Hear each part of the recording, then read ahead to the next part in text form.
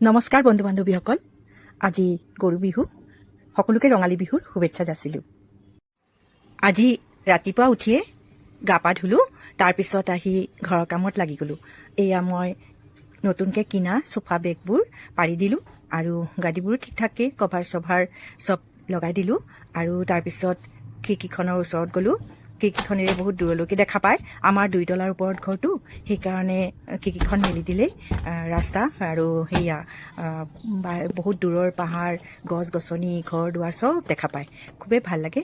আৰু তাৰপিছত মই খিৰিকীখন খুলি অলপ বাহিৰৰ দৃশ্যবোৰ চালোঁ। তাৰপিছত আৰু কামত লাগিব এতিয়া পাকঘৰৰ কামতে লাগিব কাৰণ আজি কিবা কিবি বনাব লাগিব আৰু ঢেৰ কাম আছে পাকঘৰত। ব'লকচোন যাওঁ। এয়া কেঁচা আম দি মই দাইল বনাইছোঁ। ইতিমধ্যে আমাৰ দাইল হৈ গ'ল। দুটামান নাৰিকল ভাঙি লৈছোঁ। আজি ভাবিছোঁ কেইটামান বৰা চাউলৰ নাৰিকল পিঠা বনাম। আৰু এয়া ৰুকনিটো ধুই লৈছোঁ। এতিয়া মই নাৰিকল ৰুকি ল'ম। 1 কেজিমান বৰা চাউল তিয়াই দিছিলোঁ আৰু এতিয়া মই পানী টুকিব দিছোঁ। এতিয়াতো ঢেঁকীনো ক'ত পাম, এতিয়া মিক্সি আছে, মিক্সিতে মই চাউলখিনি গুড়ি কৰি ল'ম। আজি বছৰ শেষদিন, আজি তিতা খাব লাগে আৰু সেইকাৰণে মই নিমপাত ৰাখিছোঁ আৰু তাৰপিছত অলপ মিঠা খাব লাগে। এয়া মই গুড় মিঠৈ ৰাখিছোঁ আৰু তেনে কৰিলে শৰীৰ সুস্থ থাকে। এতিয়া মই পিঠাৰ আয়োজন কৰোঁ বাৰু। নাৰিকল দুটা যে ভাঙি লৈছোঁ, সেই দুটা এতিয়া মই ৰুকিবলৈ আৰম্ভ কৰিলোঁ। আৰু যোৱাকালি মই 4টা নাৰিকল কিনিছিলোঁ, তাৰে 2টা আজি ভাঙিছোঁ।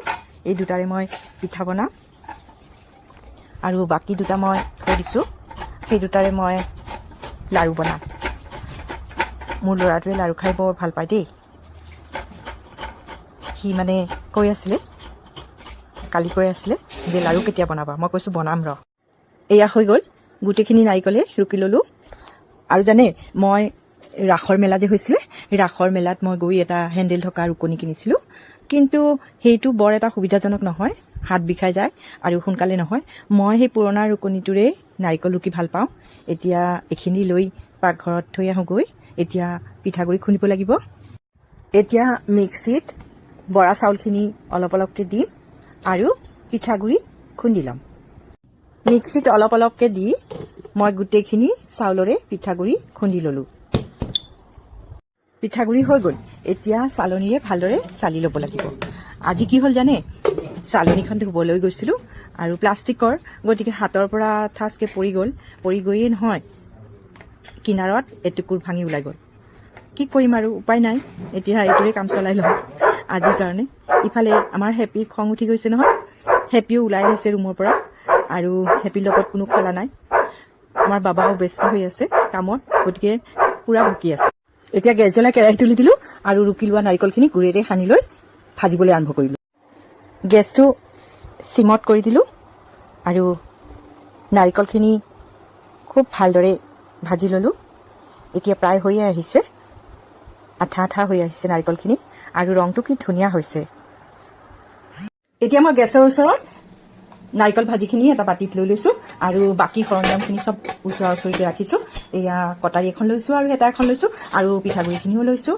আৰু এইখন কটাৰীৰে বৰ ধুনীয়াকৈ পিঠা তুলিব পাৰি। আৰু গেছ জ্বলাই মই টেৱাখন বহাই দিছোঁ আৰু এতিয়া মই তাতে পিঠাবোৰ বনাম। মাঘ বিহুত মই বহুত বিধৰ পিঠা বনাইছিলোঁ।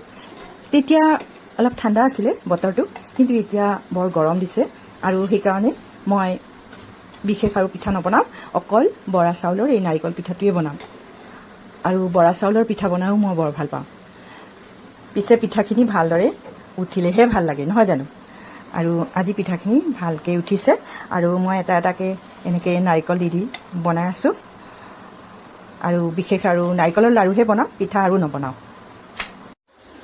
এইদৰে এটা এটাকৈ পিঠা বনাই মই গোটেইখিনি পিঠাগুড়িৰে পিঠা বনালোঁ। এয়া গৰম টেৱাৰ ওপৰত মই পিঠাখিনি থৈ দিছোঁ, গেছ নুমাই দিছোঁ। তেনেহ'লে পিঠাখিনি ধুনীয়াকৈ মচমচীয়া হৈ যাব।